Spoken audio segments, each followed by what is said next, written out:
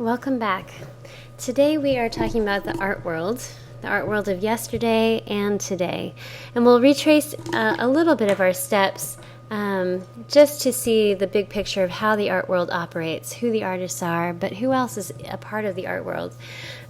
Certainly it's not just the artists alone, because the artwork has to get from the studio to the homes of you and me and the collectors and to the museum. So how does that happen?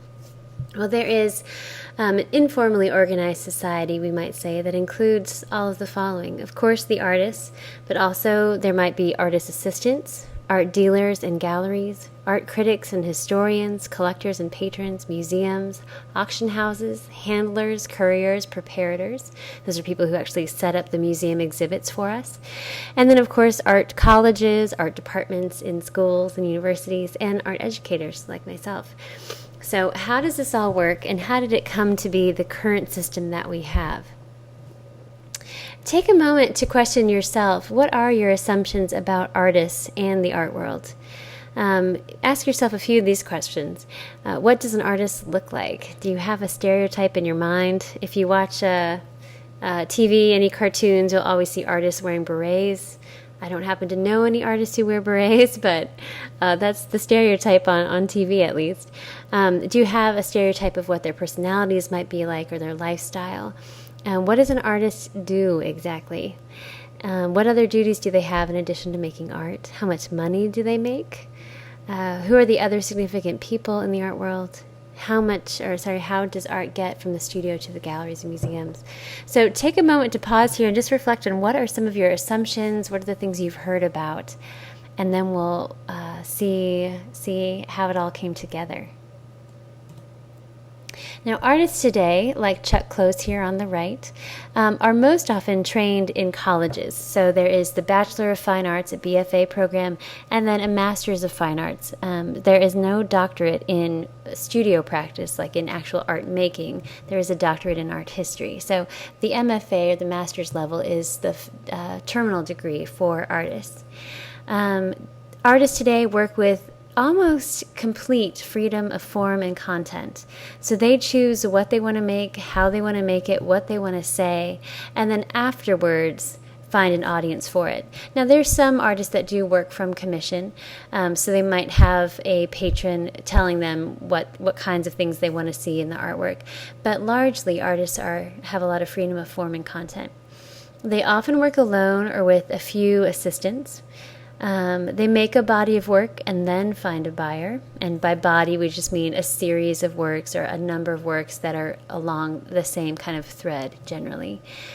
And then they also belong to a gallery or market themselves. So for the artist who belongs to a gallery, the gallery helps to not only exhibit them, but represents them, helps them to network, helps them to maybe advertise their work in art magazines, possibly online as well.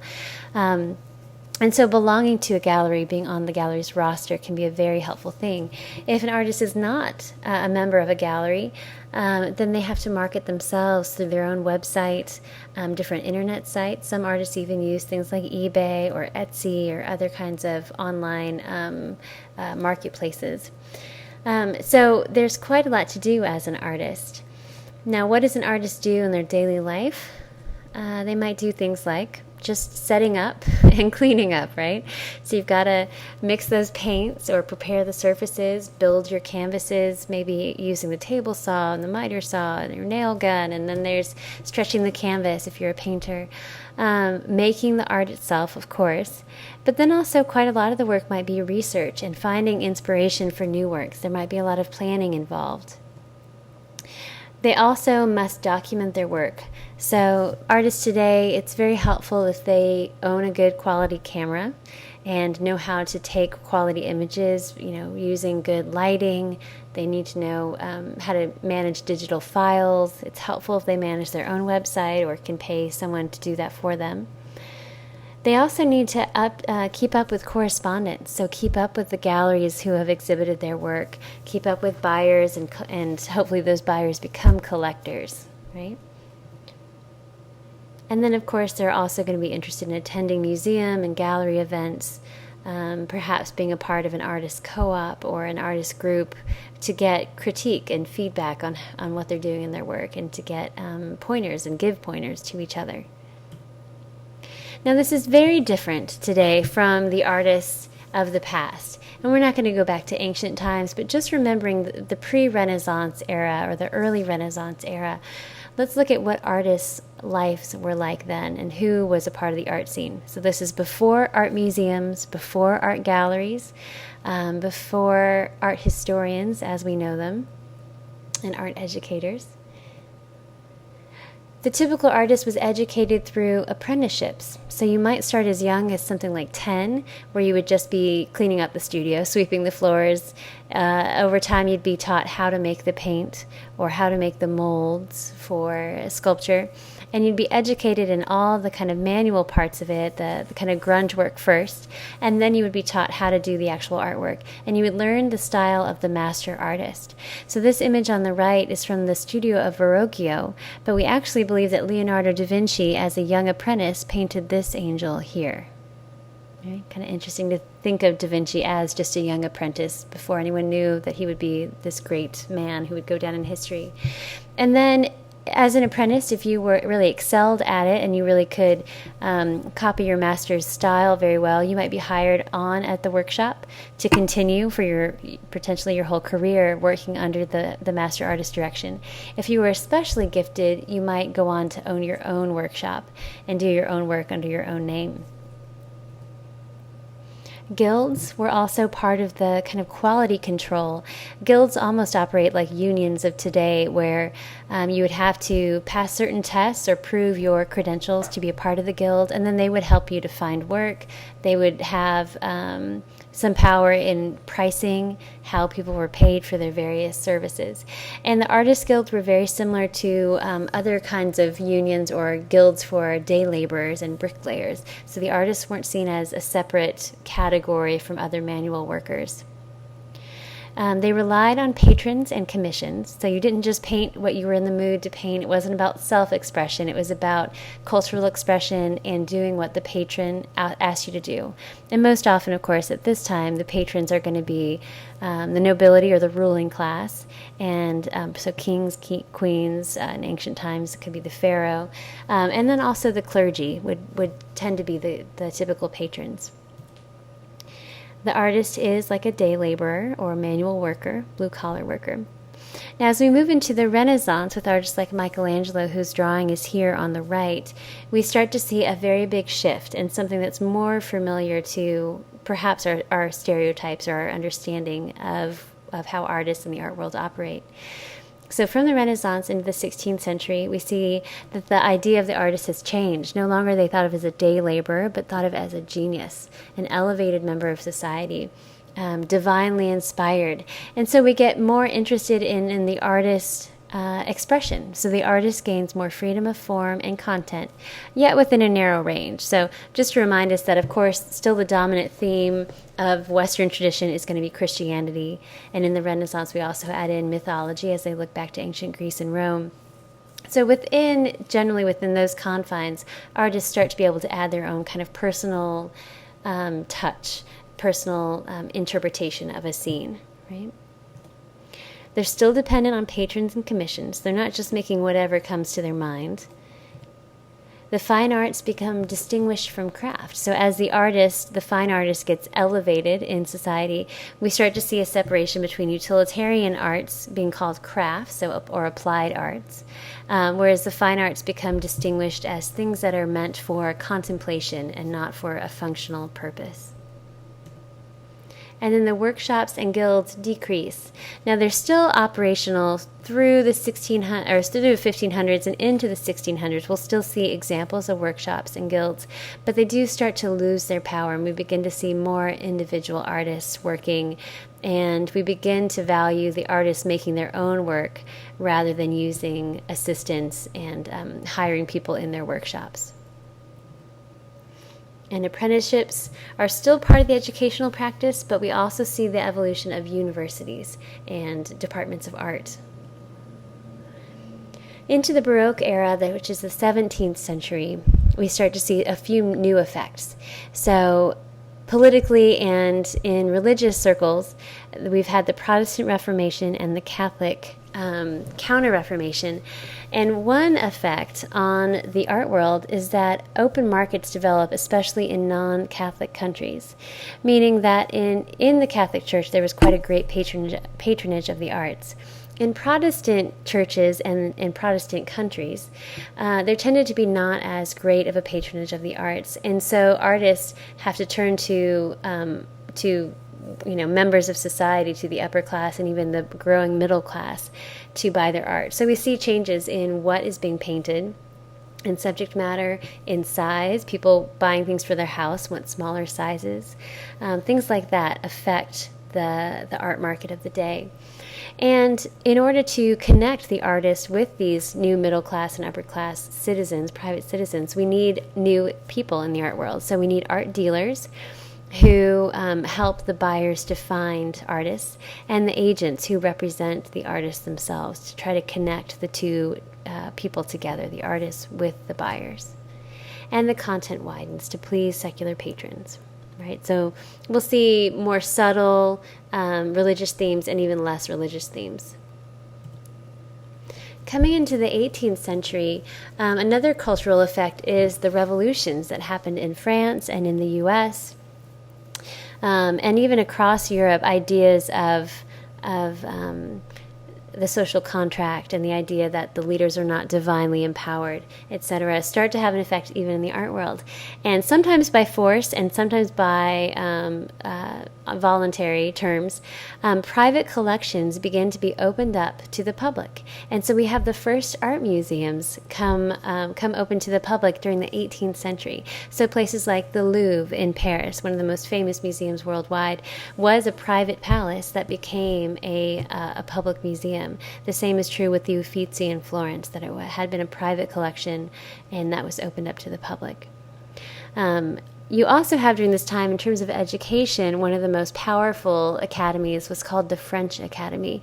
And the French Academy was really kind of a make it or break it part of an artist's training. If you were a part of the Art Academy, the French Academy, you'd be educated for 4 to 5 years in their program. You'd spend the first several years just copying all the masterpieces around you and maybe even going to the Louvre itself and doing copies of the paintings and sculptures there. And then in your last year or two, you would be able to do interpretations of these classical themes on your own. They had a very specific style that lined up generally with the neoclassical kind of style, so very restrained, tended towards symmetry, tended towards sort of reason and rationality.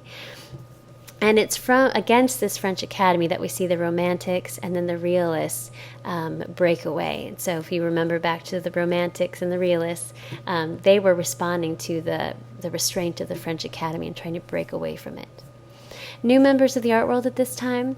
Well, along with having art museums, we need curators. Curators are those who select artworks for museums or for galleries later on, and they select the works and they arrange the works in the spaces for the best viewing experience for the audience. And then we also have art critics. So critics will write reviews of exhibits and of artworks and try to educate the public on what they're seeing. These reviews would be printed in newspapers and as well as art magazines specifically. And it was trying to educate the public who previously had really not had much encounter with art besides possibly at a church or if they were wealthy enough to own an artwork or two.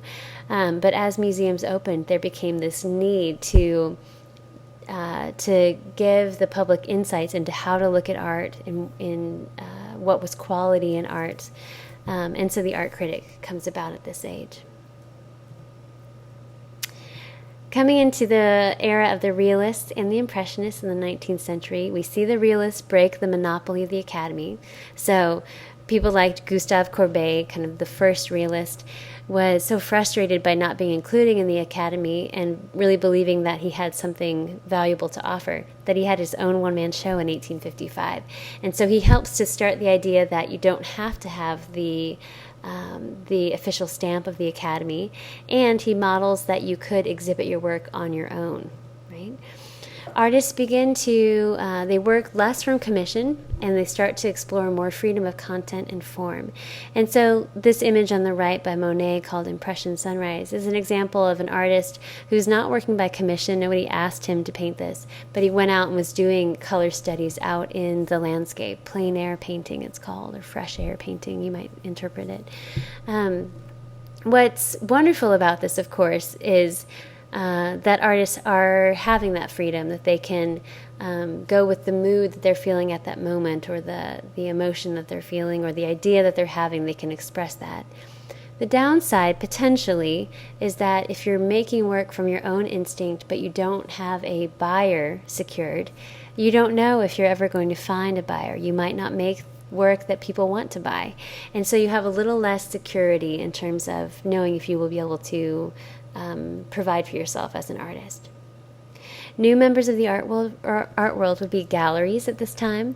So after Corbeil's one-man show, artists get the idea that they can go find other spots away from the French Academy and museums to exhibit, and so they start to find storefronts and private residencies to show their work.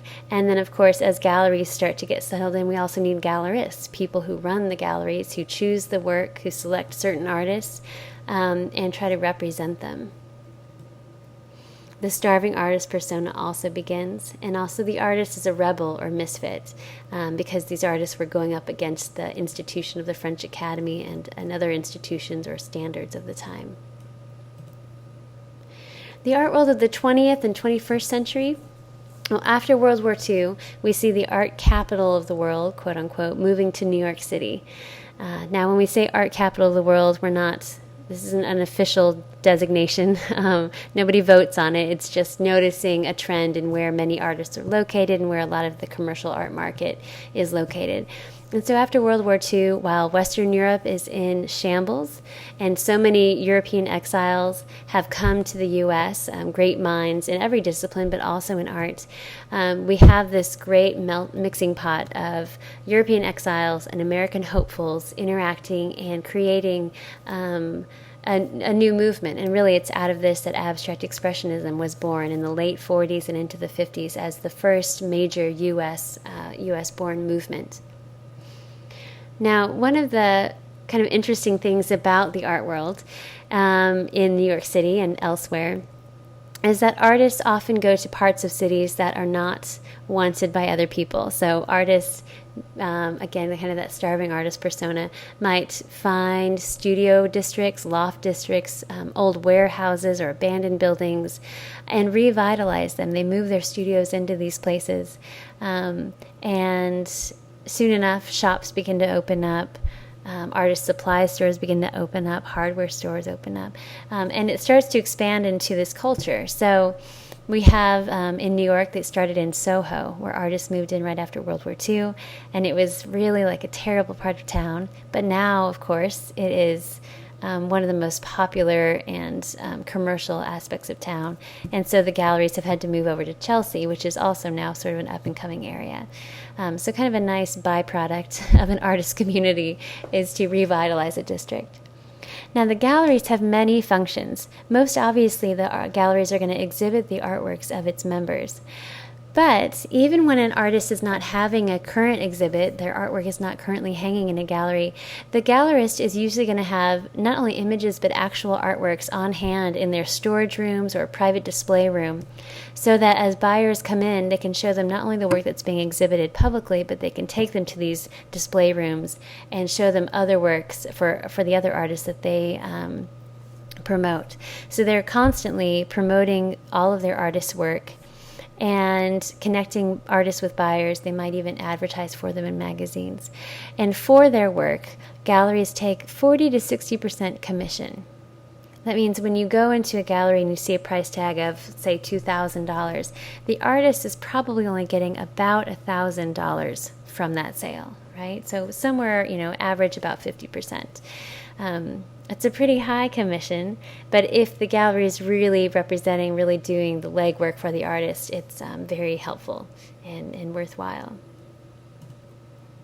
In Nashville, one of the biggest art districts over the last 5 years that has developed is the Arcade. This is the image on the right is an image of the Arcade downtown between 4th Avenue and 5th Avenues North, and it's it's sort of an interior shopping center or mall. And most of these upstairs shops now, over the last 5 years, have become art galleries. In addition, on 5th Avenue North are several other galleries, such as the Tinny Cannon Gallery, the Reimer Gallery, and the Arts Company. So if you haven't been there yet, you should go take a look. The first Saturday of every month is the art crawl, and it's a really fun social event where all the galleries are open on the same night. Many of them have refreshments, and you can just go and take a look and bring friends. So enjoy that at some point. Now, of course, artists are always looking for new opportunities and ways to break out of the mold. And so we've also seen artists, especially of this last century, look for gallery alternatives. So looking for storefronts that they might rent, even putting art on billboards, public parks, subways, finding private properties. People who might have a lot of space that they could put an outdoor sculpture, or people who have large houses where they can have an exhibit in someone's house and invite the public in. Websites, of course, have become very important. So personal websites of the individual artist, but there's also other sites like we mentioned, Etsy, eBay, many others like that are marketplaces online for artists to sell their wares. Some examples are these. On the right over here, we have the work of Felix Gonzalez Torres, who took this photograph and had it mounted on a billboard. Keith Haring down here doing a drawing in a subway. And then Jenny Holzer using an electric billboard to write this cryptic but thought-provoking question. She says, "What country should you adopt if you hate poor people?" So pointing toward issues of commercialization and capitalism and inequality of power. It's interesting to put artworks in these public spheres because people are not expecting to see art, so they may not kind of have their minds on, oh, well, we should critique this as an artwork, the way that you do when you walk into a gallery or museum. On the other hand, by displaying these works publicly, you might reach people that would never go to an art museum or gallery. So it can be an interesting way to reach a new audience. A good question you might be asking yourself is, how do artists without a product to sell make a living? So when we looked at land art, conceptual art, performance art, we often talked about how artists were getting further and further away from consumer products as in traditional art. And so you have to ask, well, how do you do that and survive? There are several options. You might find patrons who are willing to fund works because they believe in the project at hand. There are some grants from both private and public organizations, even state grants and federal grants. Personal funds. So some artists are fortunate enough to be independently wealthy, to come from a wealthy family, or to have made wealth through other endeavors. Documentation. So some artists might be able to, say, do a performance and then sell photographs of the performance or sell videos of the performance. If it's an installation piece, they might sell portions of the installation. For example, this image on the right of the gates, Christian and Jean-Claude certainly could have sold some of these individual gates. I can imagine many outdoor sculpture parks wanting to buy, 10 of them for several $1,000s. In the case of Christian and Jean-Claude, they actually do not sell documentation. What they do is sell their plans in advance. So they make maquettes, like small models or drawings, and sell those to raise funds for the actual project. Artifacts, another form of documentation. And this is an example of Christian and Jean-Claude. So they would sell these kinds of drawings and renderings before doing the projects. This project is called The Gates from 2004, where they installed more than 7,000 of these gates in New York City's Central Park for, I believe it was 2 weeks. And I have to say, I was lucky enough to get to see this piece, and it was really beautiful to see these vivid, warm colors in the park during the winter time, and to see how many people came out to be a part of the unveiling of the gates as each one was unrolled and began to kind of blow in the breeze. It was really quite transformational of the park. And after they removed these implements, they are always very responsible to the environment and conserve all of the materials, recycle them, and make sure that they leave their landscape in better condition than they found it. Patrons and collectors. So a patron is usually someone who has personal contact or somewhat personal contact with an artist. So possibly they've actually met, or at least they're working through maybe just the art agent or the gallerist.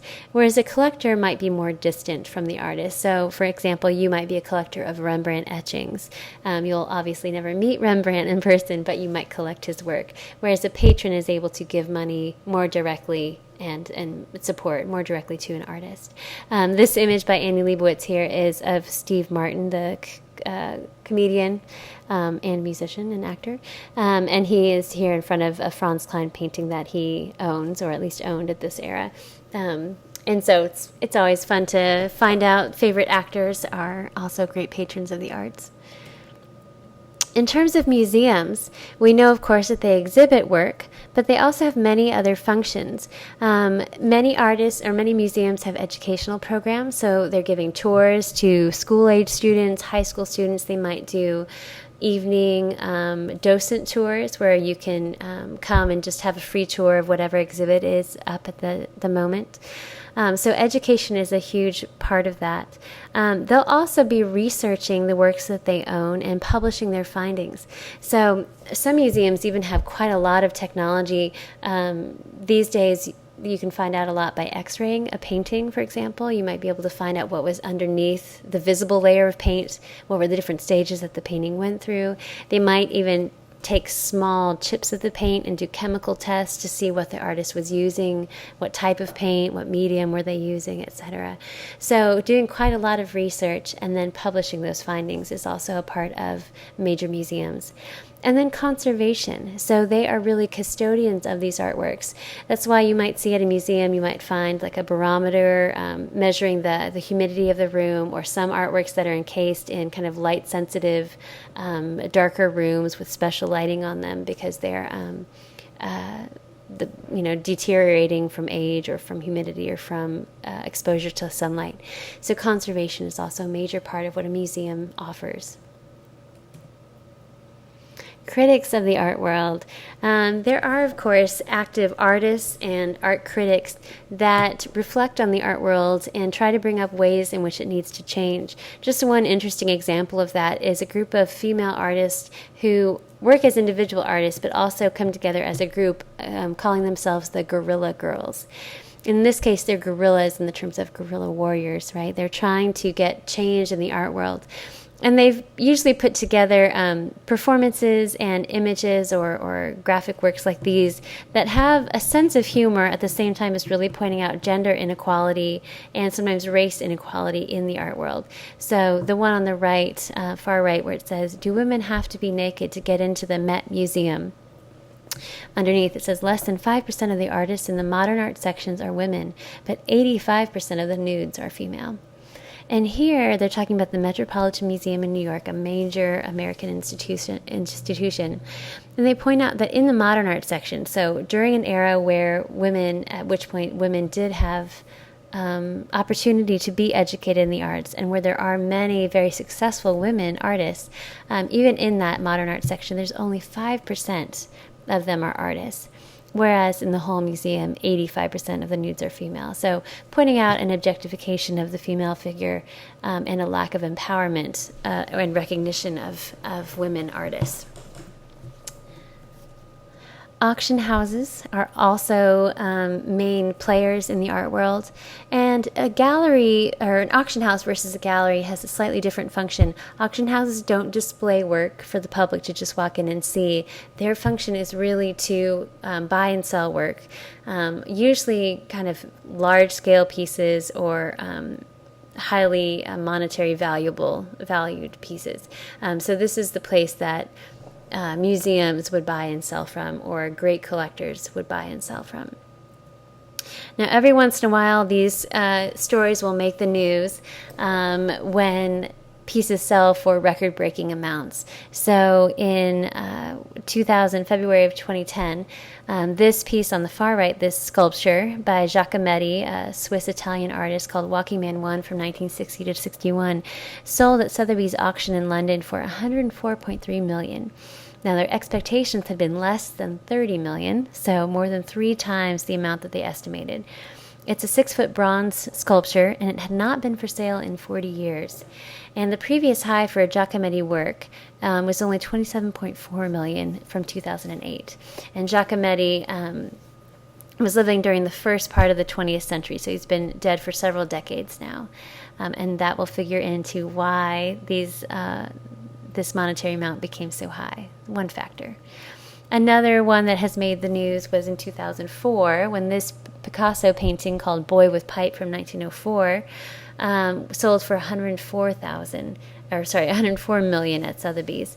And this painting is just about 40 by 32 inches, so large but not an enormous piece, oil on canvas. So what are some of these factors? How does art get priced?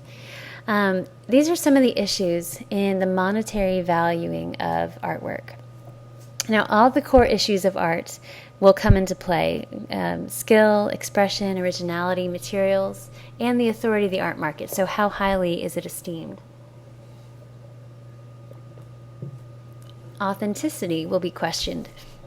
So are we sure who made this piece? Is it, in fact, this famous artist, or was it a much lesser kind of copyist who made it? Who actually made it? Authenticity. Rarity or scarcity. This is pointing to the idea of how many artworks like this are out there.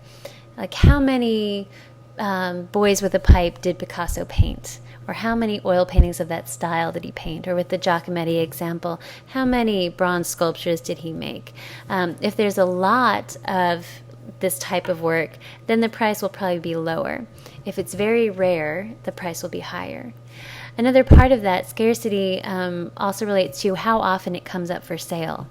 So usually, if it's something like, say, a Rembrandt print, where there are, hundreds of them out there, they come up for sale pretty readily. You can actually find Rembrandt prints fairly easily for, $3,000 or $5,000 because there's a lot of them. They come up for sale often, and so people don't worry about, well, I could always buy one next year, If it's a piece that is rare and therefore its owners really want to hold on to it forever, then when it comes up for sale, people want to jump on it and they'll spend more money than they might usually because they know this is a piece that only comes up for sale every 50 years or every 100 years, that kind of thing. So rarity and scarcity. How many are there and how often does it come for sale?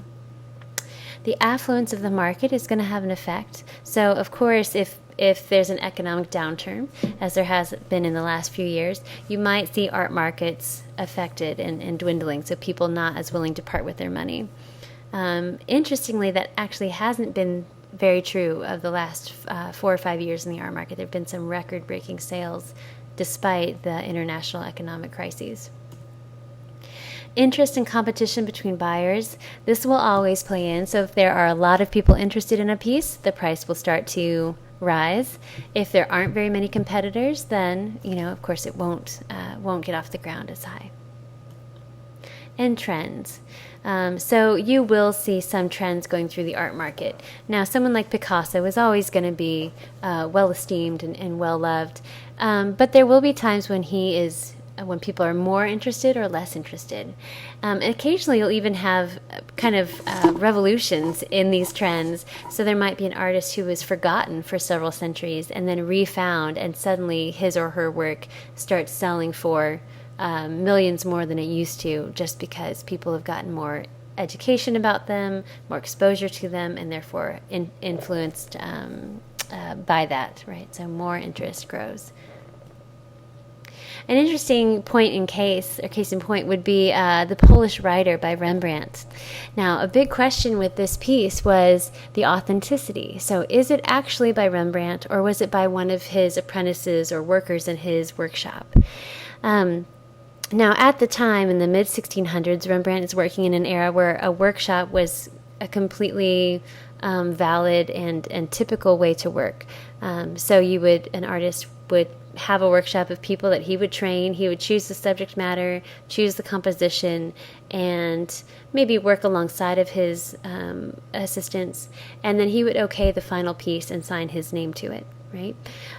But over time, we have begun to really value knowing that the specific artist actually touched that piece. We want to know that Rembrandt's own fingerprints have been on this piece. And so there began to be a Rembrandt research project where a panel of experts was going through all of the Rembrandt paintings, trying to decide which were actually touched by Rembrandt himself and which were not. So it began in 1968, and they estimated that it would just last, about a decade, about 1978 or so. However, it lasted much longer. It was only brought to a close in about 2011, so just a year or two ago. Of the paintings formally accredited to Rembrandt, 240 were accepted as authentic Rembrandt paintings. 162 were doubted, meaning that they think his workshop or assistants made the paintings. And then about 80 were left undecided at the time that they brought the project to a close. What's interesting to think about in terms of the monetary issues, that those 240 that were officially accredited to Rembrandt are going to rise in price because there are now fewer, so the number of works has become more rare, right? Those that are doubted are going to lose some monetary value, as well as the 80 that are undecided might lose a little bit of monetary value, just because we're not quite sure if he made them by hand or not.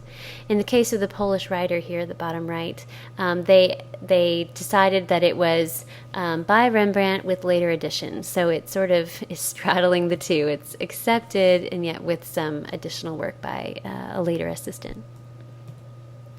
It does raise the question of how authenticity should be defined. Is it by the actual artist touching the work? Is it by the artist sort of approving the work, okaying the work, and signing his own name to it or her own name to it? And this is a really tough question, one that has not been resolved today. Some other artists also love to play with monetary values in work and almost as a conceptual object, trying to make expensive works, just to play around with the ideas of art and consumer product and the market. So someone like Damien Hirst here with his diamond-encrusted skull. It's called For the Love of God from 2007, and it's a platinum cast of a human skull covered with 8,601 diamonds. It's in the tradition of the memento mori, which is a theme about sort of meditating on death, reminding that we are finite, that we should live well because we don't know how much time we have to live. But he also made it intentionally to break monetary records for the most expensive work for a living artist. So $100 million was the price for this work. So he made the work in its material to have the theme of the memento mori, but also to conceptually break this record. And I think in certain ways to play with that idea, with the idea of mortality and consumerism, that the idea of you can't take it with you monetarily or in terms of esteem. You've made yourself part of the record of the greatest living artist or the highest paid living artist, and yet when you die, none of that matters. So there's an irony to the image itself and to the idea of breaking these records. The art world today is a complex place. We know that now. We've looked at so many diverse artworks that we're really aware that art is not only something beautiful to hang in your house. It certainly is that, but that art is also really a language. And with this language, we can discuss all manner of topics, from the beautiful to the ugly, to the sad, to the political, to the romantic. Every topic that's a part of our human existence can be discussed through art, right? As we've looked at before, the core issues of art, when we're looking at the 20th century and today, these are some of the highlights. We see that originality of form and content are most highly valued, yet with a tie to tradition. So most of these artworks are still in some way part of the dialogue of art history, that they are self-aware of the tradition and intentionally kind of jumping off of it, using it as a diving board into a new era. So originality of form and content are highly valued. Materials and technique. In general, we could say that kind of anything goes as long as it adds meaning to the work. So we'll see all kinds of materials. We'll see a vast range of technique. And we recognize that technique is very widely defined. So we see technique in oil painting means one thing, but good technique in performance art means quite a different thing. But we also just notice that as long as it adds meaning to the work, even something that might be sloppily done, could actually be done intentionally to add meaning to the work, and therefore it would add to the originality of that content. There's also, interestingly, a resurgence of the workshop. A couple examples follow. Some artists are turning toward assistants and teams because the work is simply so large in scale that it couldn't be done in isolation. Some artists are turning toward even laboratories in this case because the technology needed is beyond their ken. So Eduardo Cac commissioned a French laboratory to create a genetically altered rabbit, borrowing fluorescent genes from a jellyfish. This rabbit was created that in certain lights actually glows fluorescent green. This is from 2000. So a merging of art and science here. Some artists like Jeff Koons hire multiple workers, as you can see in the background here, because he's doing so many projects at once that he couldn't possibly paint fast enough or sculpt fast enough to keep up with all of the commissions that he is getting, commissions and exhibitions that he's getting. And the same is true with Julie Marutu, the author of this image, who began working by herself, creating all of her works by hand, and yet the scale she's working on, plus the number of commissions and exhibitions she gets, really requires her to have a team now of other artists and assistants who help her to create the images and also to solidify them, as in the case here where they're spraying a varnish on this very large-scale artwork. We also see amazing diversity. And as we talked about postmodernism as very pluralistic, relativistic, we see so many different diverse paths in the postmodern era in our culture today, right? There's quite a lot of diversity of belief, of race and ethnicity, of lifestyle. And so we see that in art as well. Many diverse paths. So even just within the work of one artist, in this case Gerhard Richter, we'll see a lot of variety. Artists are not married to just one style. They might range from realism to complete non-objective work or non-representational work, to photorealism, to a different kind of more minimalistic abstraction. There's a really wonderful movie made about Gerhard Richter here with this link down below. It's just simply called Gerhard Richter Painting, and this is a still shot from it. It's a really fascinating, enjoyable watch where you can see how he works, but also his entire elaborate setup. So his assistants who create the canvases and mix paint for him, and office assistants who help him to connect with galleries and buyers. And it's really a fascinating movie. He's approximately, I think, somewhere near 80 years old now. So he's had quite a long and celebrated career. Another artist that shows us a variety of materials and techniques is Damien Hirst. And we saw his piece here, The Impossibility of Death in the Mind of the Living, from 1991. So he's worked in kind of assemblage sculpture with the shark, but also with a type of collage here in these large-scale works using actual butterflies, kind of a collage of actual butterflies to make these large mandalas.